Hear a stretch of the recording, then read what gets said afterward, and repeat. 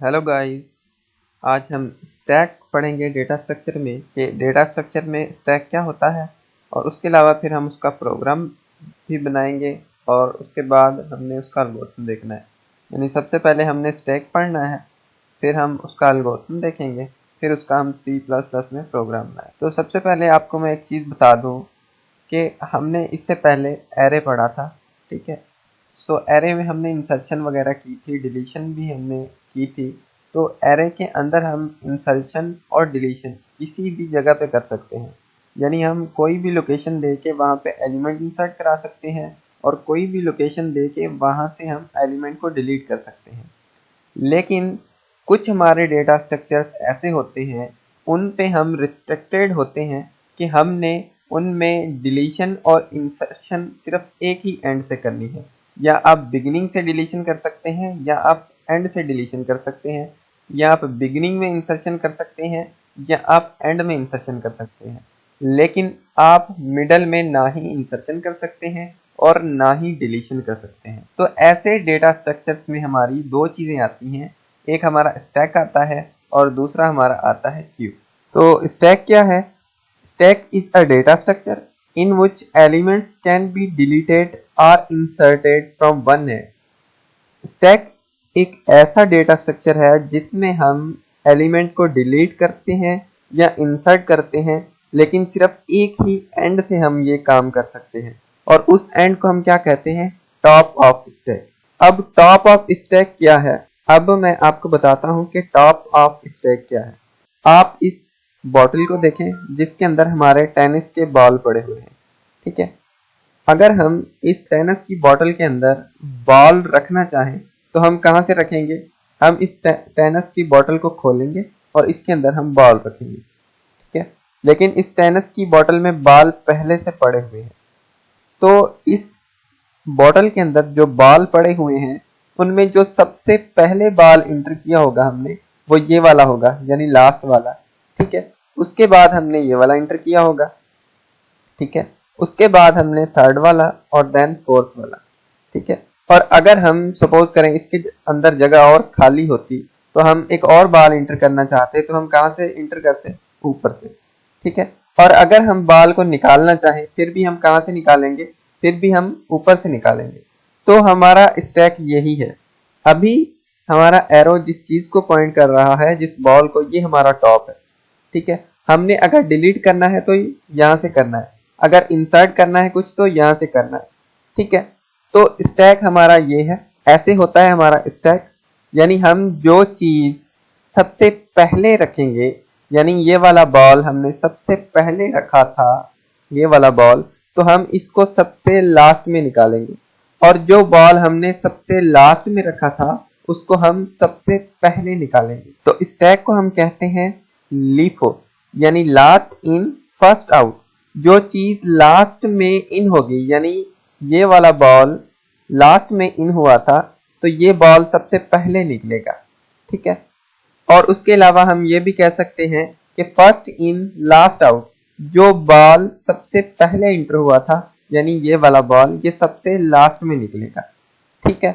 इसके अलावा एरे के और नाम भी हैं, एक हम इसको पाइल्स भी कहते हैं, ठीक है। और उसके अलावा हम इसको पुश डाउन लिस्ट भी कहते हैं, पुश डाउन लिस्ट, ठीक है। ये भी हमारे स्टैक के नाम है, ठीक है। स्टैक को हम पाइल्स भी कहते हैं और उसके अलावा पुश डाउन लिस्ट भी कहते हैं। तो आपसे ये क्वेश्चन हो सकता है कि स्टैक को हम और क्या कहते हैं? तो स्टैक को हम और पाइल्स भी कहते हैं, पुश डाउन लिस्ट भी कहते हैं, और ये इसका स्ट्रक्चर है, यानी लास्ट इन फर्स्ट आउट है और फर्स्ट इन लास्ट आउट। यानी ये दोनों चीजें हम इस्तेमाल कर सकते हैं अपने स्टैक को डिफाइन करने के लिए। अब आप सपोज करें कि ये एक स्टैक है, ठीक है, जो इनिशियल में एम्प्टी है। तो हम क्या करते हैं कि अगर हम इस स्टैक के अंदर कोई डेटा रखना चाहते हैं तो हम एक ऑपरेशन परफॉर्म करते हैं जिसको हम कहते हैं पुश। पुश का मतलब होता है कोई चीज इंसर्ट करना, या आप इसको अगर सिंपल वे में कहें तो ये इंसर्शन है स्टैक के अंदर। जो स्टैक के अंदर इंसर्शन होती है उसको हम कहते हैं पुश, ठीक है। और जो डिलीशन होती है स्टैक के अंदर उसको हम कहते हैं पॉप। तो पॉप दूसरा ऑपरेशन है स्टैक का जिसको हम कहते हैं डिलीशन। सो आप पुश को एज अ इंसर्शन लीजिएगा और पॉप को एज अ डिलीशन लीजिएगा।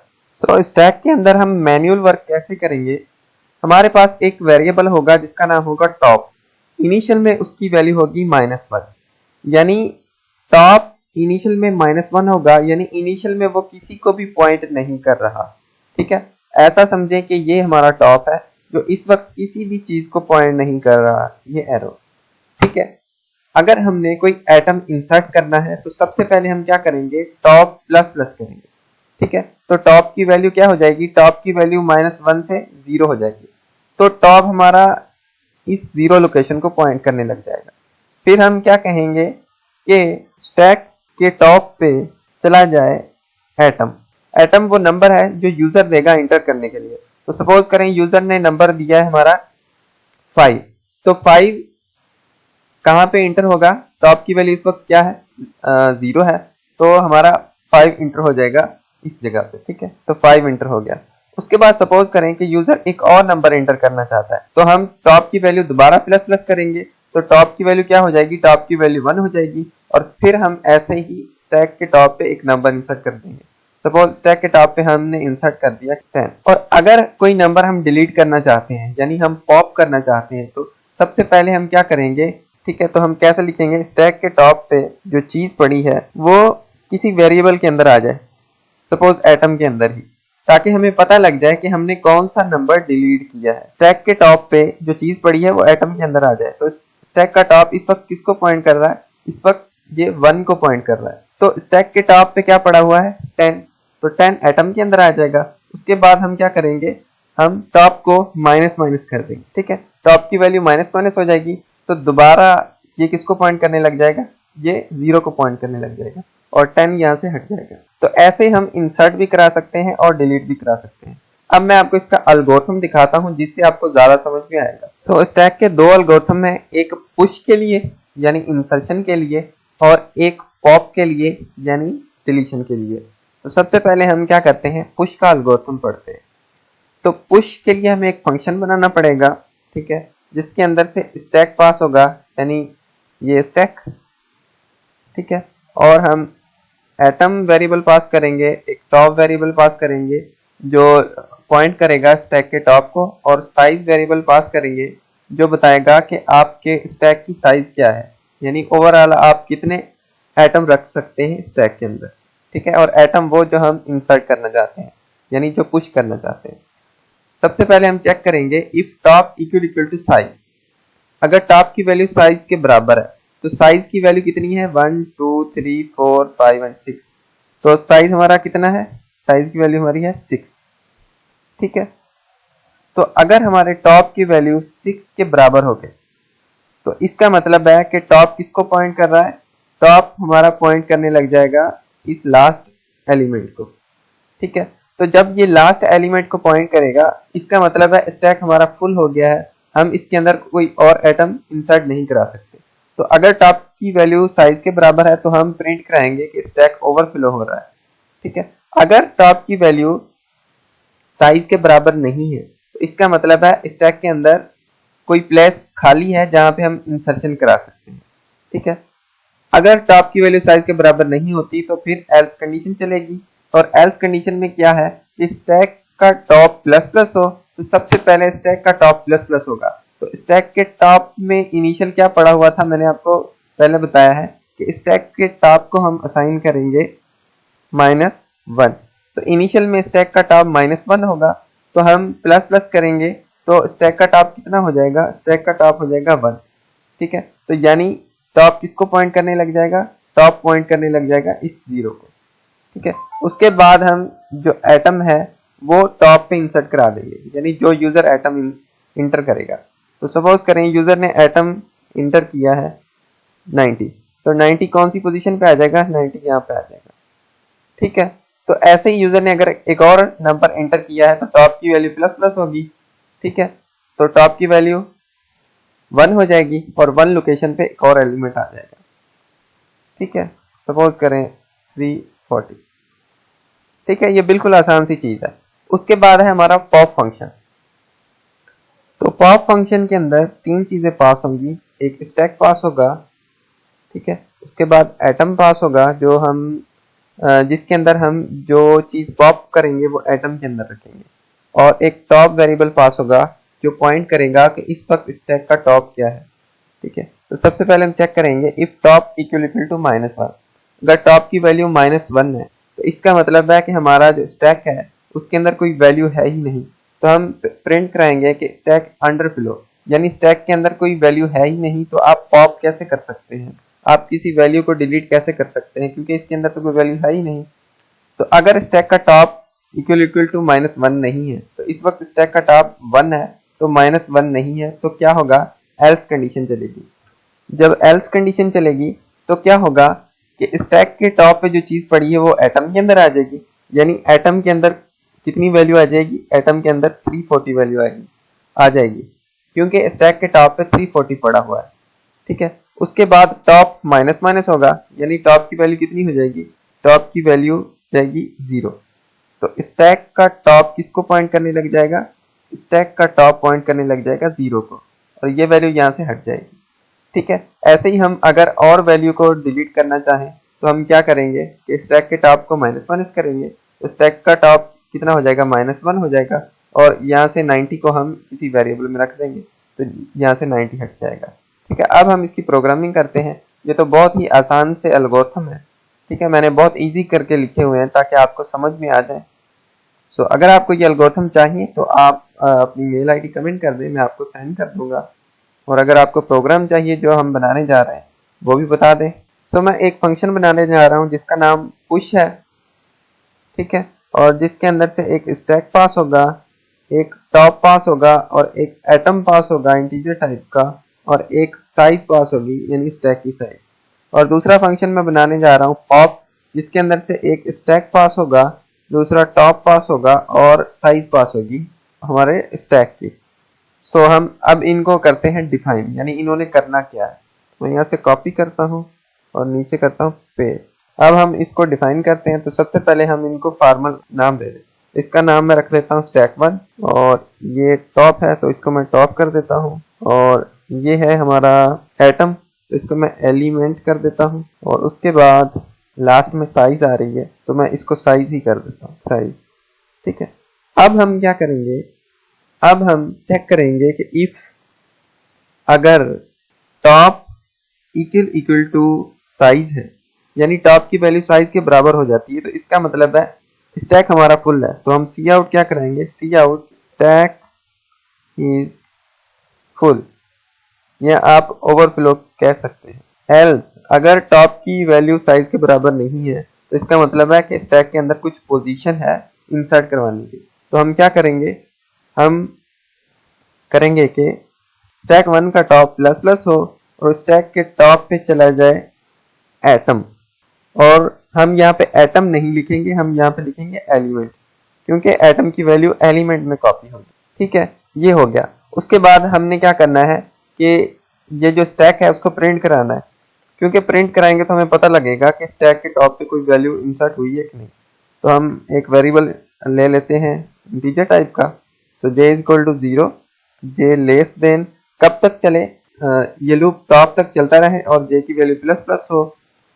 उसके बाद इस लूप के अंदर हम क्या करेंगे, सी आउट stack1 ऑफ j, और उसके बाद हम थोड़ा सा स्पेस प्रिंट करा देते हैं, लास्ट में सेमीकोलन, और यहाँ पे हमारा सेमीकोलन आएगा।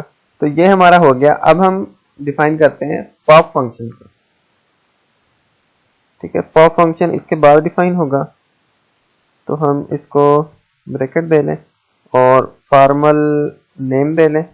तो इस स्टैक को फॉर्मल नाम देता हूं मैं stack2, और इसको top1 कर देता हूं, और इसको मैं कर देता हूं element1।